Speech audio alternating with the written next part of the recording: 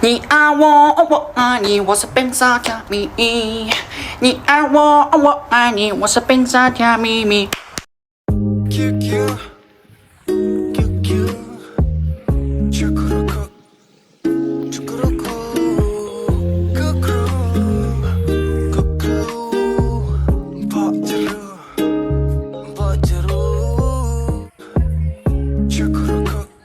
Assalamualaikum warahmatullahi wabarakatuh. Kami dari kelompok 3. Nama saya Aska Latun Badia. Saya Ayam Trisarafina. Saya Hesti Irmasari. Di sini kami akan mempresentasikan tentang konsepsi usul fikih yang meliputi taklid, ijtihad, talfid, fatwa, dan madhab. Selamat menonton video presentasi kami. A few moments later. Ijtihad adalah mencari ketetapan hukum yang tidak ada dasar sebelumnya, dicari pada Al-Quran atau hadis. Ijtihad juga bisa diartikan suatu upaya seseorang untuk memperoleh suatu keputusan yang sah melalui Al-Quran dan As-Sunnah. Objek ijtihad adalah semua hukum di masyarakat yang tidak ada penjelasannya dalam Al-Quran dan hadis. Contoh ijtihad ulama tentang hukum penempelan foto pada mushaf Al-Quran. Fatwa Majelis Ulama Indonesia nomor 5 tahun 2005. Latar belakang. Akhir-akhir ini sebagian masyarakat menempelkan sesuatu yang tidak lazim seperti foto dan tulisan-tulisan pada Al-Quran. Pengambilan dalil. 1. Dari firman Allah surat Al-Waqiah ayat 56 yang berbunyi Innahu laqur'anun karim, yang artinya sesungguhnya Al-Quran ini adalah bacaan yang sangat mulia. Yang kedua, kaidah fikih yang berbunyi Darkul mafasid muqaddamu ala jalbil masolih, yang artinya menghindarkan kerusakan atau hal-hal negatif diutamakan daripada mendatangkan kemaslahatan. Yang ketiga, pendapat ulama. Imam Al-Bajuri dalam Hasyiah Al-Bajuri juz 1 halaman 121 menyebutkan haram meletakkan sesuatu seperti roti dan garam pada mushaf karena hal tersebut mengandung pelecehan dan penghinaan terhadapnya. Dengan mengambil dan mempertimbangkan dari dalil-dalil dan pendapat tersebut, maka MUI memutuskan untuk menetapkan 1. Wajib hukumnya menjaga kemuliaan Al-Quran. 2. Meletakkan sesuatu atau menempelkan sesuatu pada mushaf Al-Quran termasuk penempelan foto dan gambar-gambar lainnya hukumnya haram apabila A. Terdapat unsur penghinaan atau pelecehan terhadap Al-Quran. B. Dapat menimbulkan permusuhan dan perselisihan. Ditetapkan Jakarta 12 Rabiul Akhir 1426 Hijriah atau 12 Mei 2005 Masehi. Taklid adalah mengikuti pendapat orang lain tanpa tahu dasar hukumnya. Secara terminologi, taklid adalah qabulu qaulul qail wa anta la ta'lamu hujjatahu, yang artinya menerima pendapat orang yang berpendapat tapi kamu tidak tahu dari mana hujahnya atau dasar hukum perkataan orang yang berpendapat tersebut. Contoh taklid adalah telonan. Telonan sering dilakukan, namun apakah kita mengetahui dasar hukum dari telonan? Menurut tulisan yang saya baca, saat janin berusia 4 bulan sudah ditiupkan ruh. Maka diadakannya telonan di sini untuk mendoakan janin supaya sehat dan selamat. Kemudian tahlilan. Tahlilan didasarkan kepada dzikir dan mengingat asma Allah, yang mana pertama kali disyiarkan oleh para wali Jawa yang saat itu memadukan budaya Jawa dengan ajaran agama Islam. Kemudian sepasaran. Sepasaran berdasar pada hadis yang berbunyi, seorang anak yang baru lahir tergadai dengan akikohnya. Disembelih darinya kambing pada hari ke-7 kelahirannya. Dicukur rambutnya dan diberi nama. Hadis riwayat An-Nasa'i, Abu Dawud, dan At-Tirmizi. Itiba adalah mengikuti sesuatu dan tahu dasar hukumnya, atau bisa diartikan qabulu qaulul qail wa anta ta'lamu hujjatahu, yang artinya menerima perkataan orang lain dan kamu tahu dasar hukum atau hujahnya. Contoh itiba yakni puasa. Kita tahu dasar hukum puasa yakni Quran Surat Al-Baqarah ayat 183 yang berbunyi, Kutiba alaikumus syiyamu kama kutiba alal ladzina min qablikum la'allakum tattaqun. Kemudian wudhu. Kita tahu dasar hukum wudhu yakni Quran Surat Al-Ma'idah ayat 6 yang berbunyi, Ya ayyuhalladzina amanu idza kuntum ila sholati faghsilu wujuhakum wa aydiyakum ilal marafiq wamsahu biru'usikum wa arjulakum ilal ka'bayn ila akhirih, dan contoh yang lainnya. Oke, di sini saya akan membahas tentang fatwa dan talfik. Yang pertama, apa sih fatwa itu? Fatwa dalam bahasa Arab yaitu al-fatwa, yang berarti petuah, nasihat, jawaban atas pertanyaan yang berkaitan dengan hukum. Pemberi fatwa dalam istilah fikih disebut mufti, sedangkan yang meminta fatwa dinamakan mustafti. Peminta fatwa ini bisa perseorangan, lembaga, maupun kelompok masyarakat. Dalam usul fikih, fatwa berarti pendapat yang dimukakan oleh seorang mufti, baik mujtahid ataupun faqih. Fatwa ini bersifat tidak terikat, tetapi juga tergantung pada ketenangan dan keyakinan mustafti atas masalah yang diajukannya.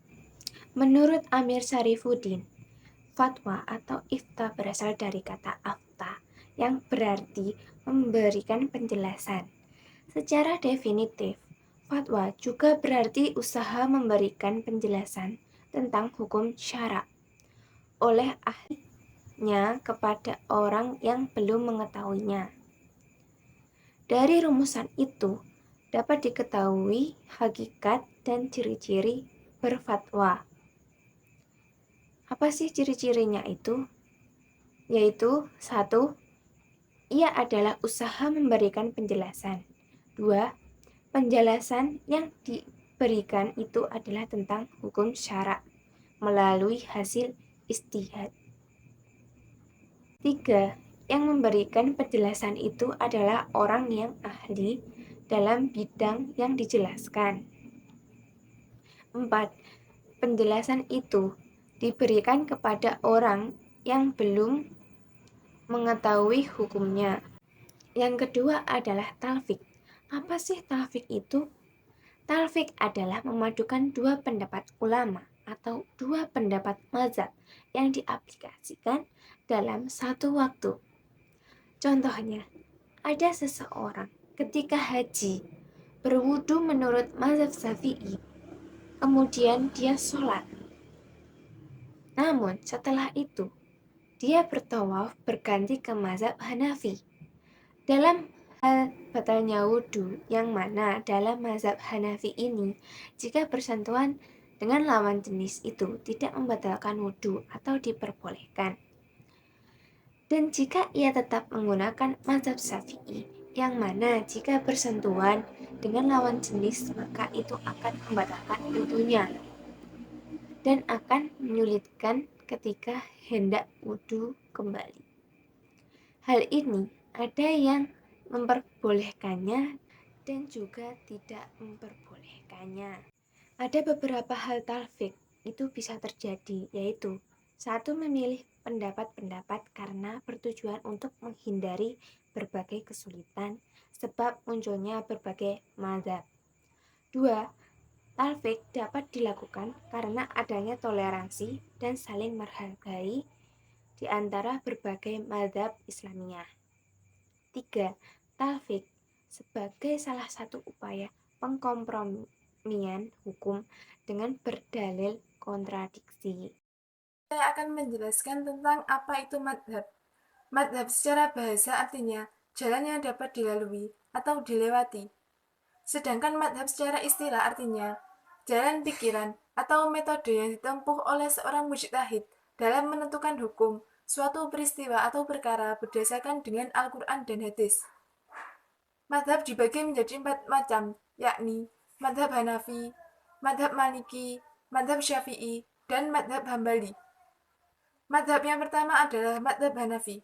Madhab Hanafi adalah aliran madhab yang merujuk pada pemikiran pendirinya, yakni Imam Abu Hanifah. Maksudnya, para pengikut madhab ini menyandarkan argumentasi mereka kepada pemikiran dan ijtihad yang dilakukan oleh Imam Abu Hanifah. Madhab Hanafi termasuk salah satu madhab fikih dalam Islam Sunni, yaitu aliran yang banyak dianut oleh umat muslim.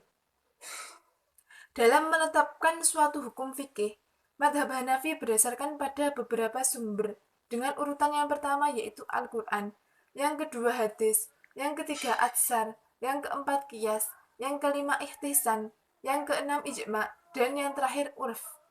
Madhab yang kedua yaitu madhab Maliki. Madhab Maliki adalah aliran madhab yang dibentuk oleh pemikiran Imam Malik bin Anas dan para penerusnya. Madhab Maliki termasuk madhab dengan penganut terbesar ketiga, yakni sekitar 25% dari umat Islam di seluruh dunia. Dominasi penganut madhab ini berada di negara-negara Afrika Barat dan Utara. Keunikan madhab Maliki yaitu penganutnya menyodorkan cara hidup penduduk Madinah sebagai sumber hukum yang didasarkan pada fakta bahwa Rasulullah pernah hijrah dan hidup serta meninggal di Madinah.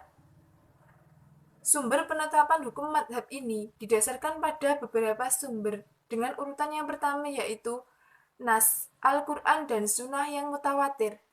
Yang kedua, Zahir Nas. Yang ketiga, Dalil Nas. Yang keempat, amal perbuatan penduduk Madinah. Yang kelima, khobar ahad. Yang keenam, ijma'. Yang ketujuh, fatwa sahabat. Yang kedelapan, qiyas. Yang kesembilan, ihtisan. Yang kesepuluh, syaddariyah. Yang ke-11, mura'atul khilaf. Yang ke-12, ihtisab. Yang ke-13, maslahah al-mursalah.